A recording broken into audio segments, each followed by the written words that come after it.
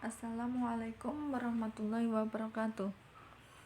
Kami dari kelompok 3 ingin menyampaikan tentang pencegahan dan pembatalan perkawinan yang beranggotakan 1.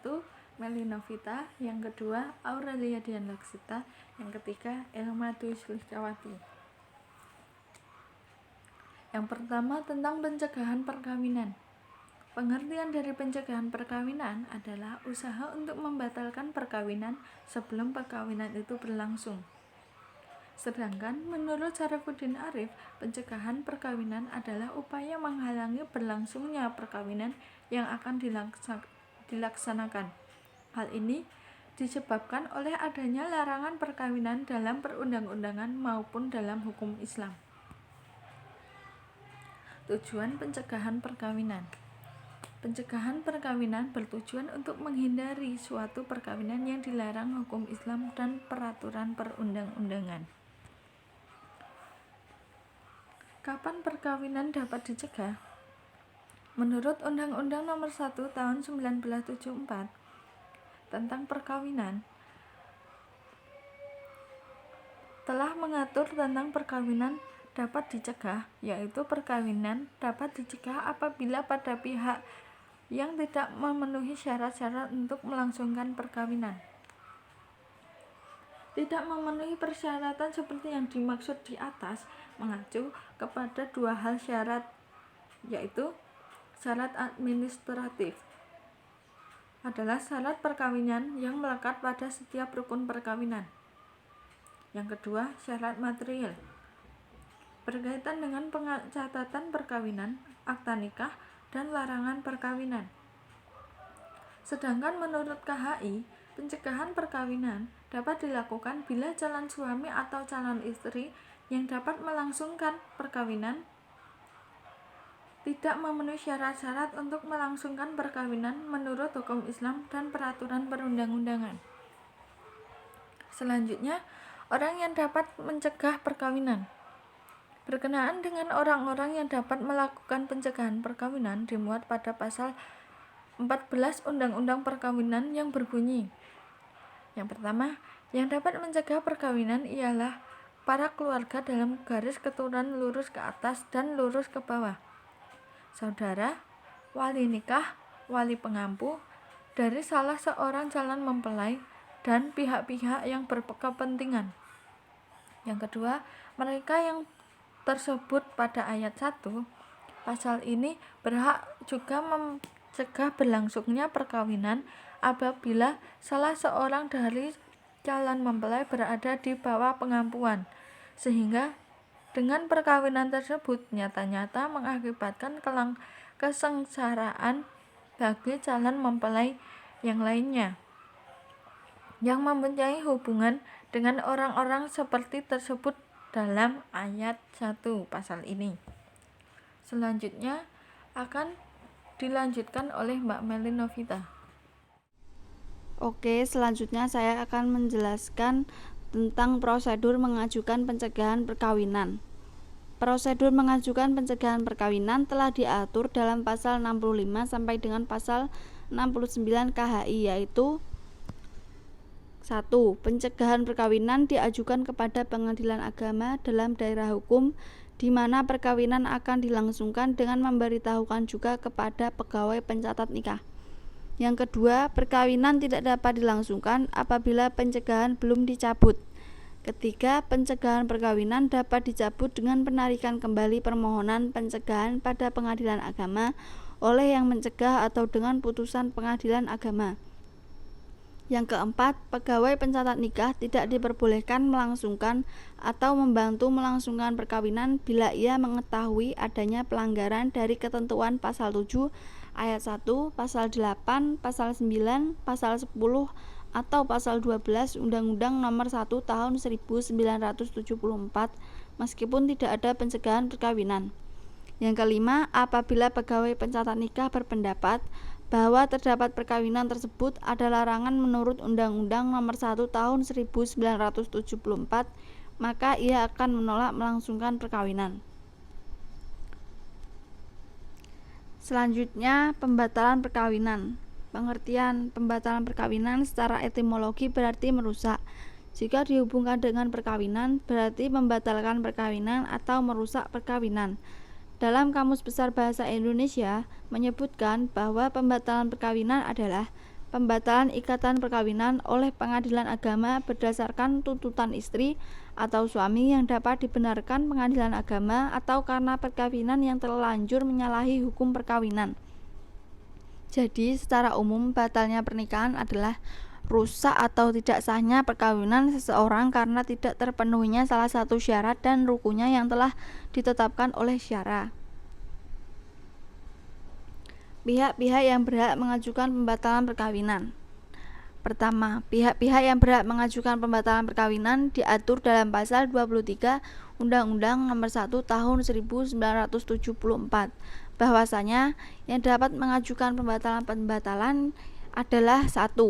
Para keluarga dalam garis keturunan lurus ke atas dari suami atau istri. 2. Suami atau istri. 3. Pejabat yang berwenang hanya selama perkawinan belum diputuskan. 4.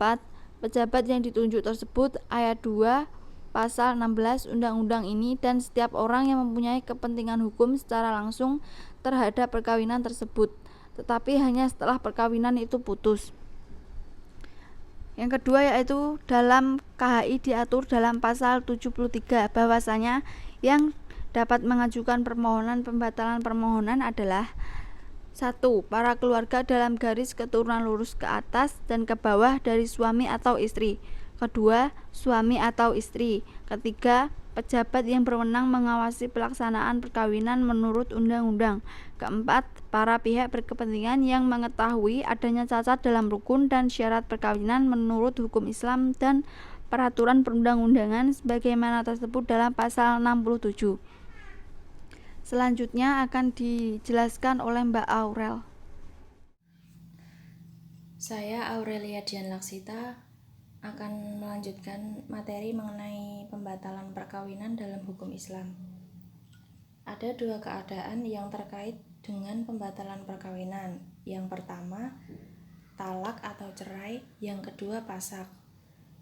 Talak adalah melepaskan ikatan perkawinan dan mengakhiri hubungan suami istri.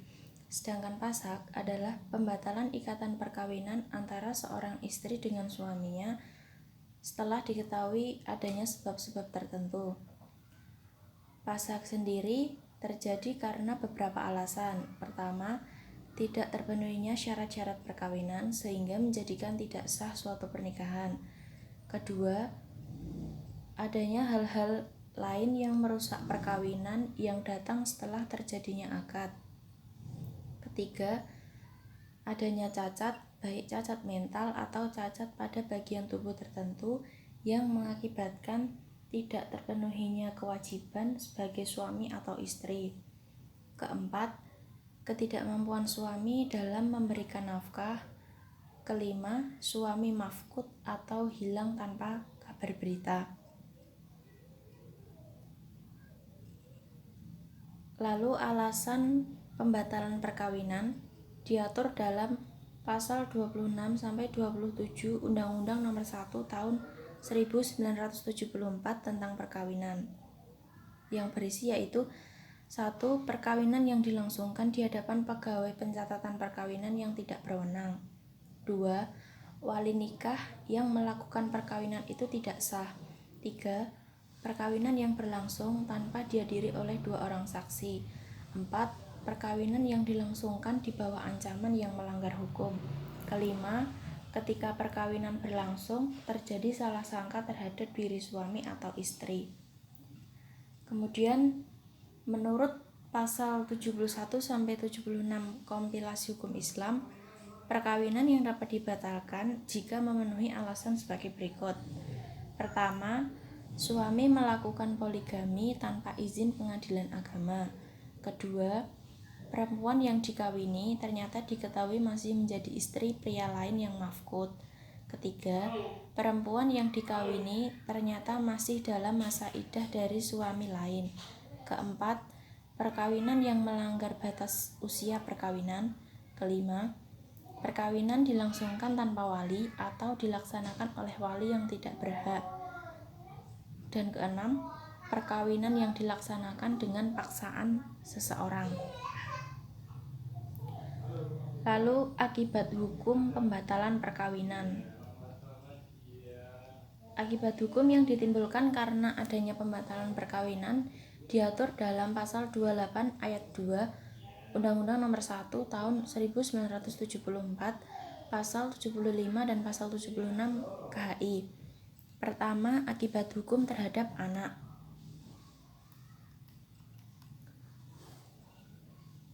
Sesuai dengan pasal 28 ayat 2 Undang-Undang Nomor 1 Tahun 1974, contoh pasal 75B Kompilasi Hukum Islam, yaitu keputusan pembatalan perkawinan tidak berlaku surut terhadap anak-anak yang dilahirkan dari perkawinan tersebut.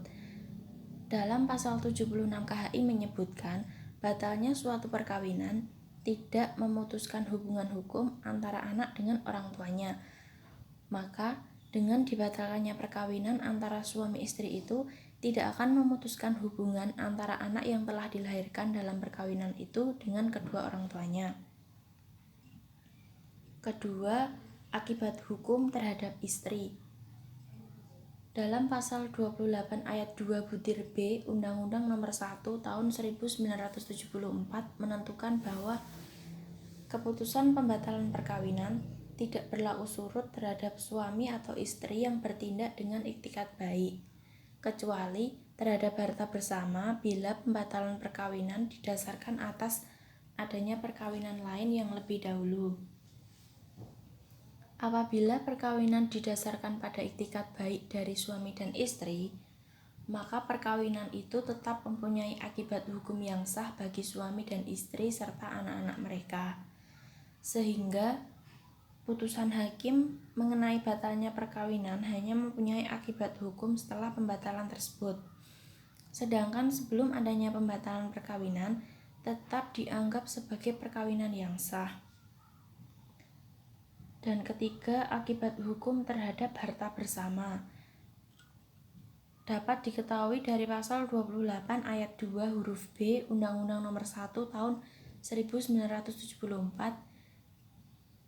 bahwa terhadap suami istri yang bertindak dengan niat baik, dalam arti di antara suami istri tidak ada unsur kesengajaan sebelumnya untuk melangsungkan perkawinan dengan melanggar hukum yang berlaku, sehingga walaupun perkawinan telah dibatalkan oleh pengadilan karena tidak memenuhi syarat perkawinan, maka tetap ada pembagian harta bersama di antara suami istri. Dengan demikian, walaupun perkawinan itu tidak sah, namun karena perkawinan ini dilakukan dengan iktikat baik, maka diberi pengecualian dalam hal harta bersama yang diperoleh selama perkawinan berlangsung, yaitu setelah perkawinan dibatalkan, masing-masing suami dan istri tetap memperoleh harta bersama.